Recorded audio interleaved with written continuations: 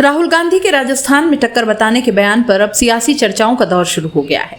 राहुल गांधी के बयान पर कांग्रेस की राष्ट्रीय प्रवक्ता और CWC मेंबर अलका लांबा ने कहा कि एक नेता का अपने कार्यकर्ताओं से ये कहना कि आप टक्कर में हो, ये दिखाता है कि आप ओवर कॉन्फिडेंस में आकर घर मत बैठ जाना कि सरकार तो बन ही रही है। हम राजस्थान में इस बार इतिहास रच देंगे। राजस्थान में 5-5 साल में सरकार बदलने का रिकॉर्ड रहा है। इस बार सरकार बनाकर इतिहास रचेंगे। अलका लांबा जयपुर प्रदेश कांग्रेस मुख्यालय में मीडिया से बात कर रही थी। अलका लांबा ने कहा कि कई बार नेता जानबूझकर टक्कर की बात करते हैं ताकि कार्यकर्ता का पैर जमीन पर पड़ा रहे और वो काम में जुटा रहे।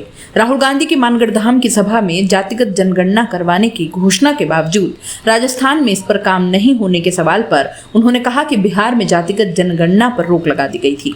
जब तक कोर्ट से रोक हटी, देर हो चुकी थी। कुछ दिन बाद हम चुनाव में जाने वाले हैं। हम आचार संहिता की तरफ बढ़ रहे हैं। जातिगत जनगणना पूरे 1 साल का वक्त चाहिए, अभी इतना वक्त नहीं है। हम जातिगत जनगणना के समर्थन में हैं। अलका लांबा ने कहा कि महिला आरक्षण बिल को लेकर भाजपा संघ की नीयत में सदैव खोट रहा है। महिला आरक्षण यदि 10 साल बाद लागू करना था, 2014 में ही इसे पास कराते तो अब तक लागू हो जाता। ये साफ संकेत है कि 2024 की हार के डर से महिला वोटों के लिए नौटंकी रची गई है।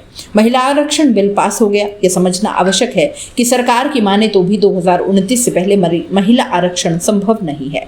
आर्टिकल 82 और आर्टिकल 81(3) से इस बिल को लिंक किया गया है। इसके तहत 2026 में परिसीमन होगा और उसके बाद जनगणना पर इसका दारोमदार रहेगा। सरकार यह खुद स्वीकार कर रही है कि 2029 से पहले यह लागू नहीं होगा। देश की आधी आबादी अपने आप को ठगा हुआ महसूस कर रही है।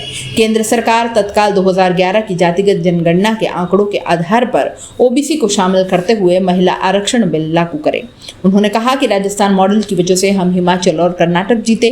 गहलोत सरकार की ओल्ड पेंशन स्कीम से हम हिमाचल जीते। गहलोत सरकार की योजनाओं की चर्चा हर जगह है।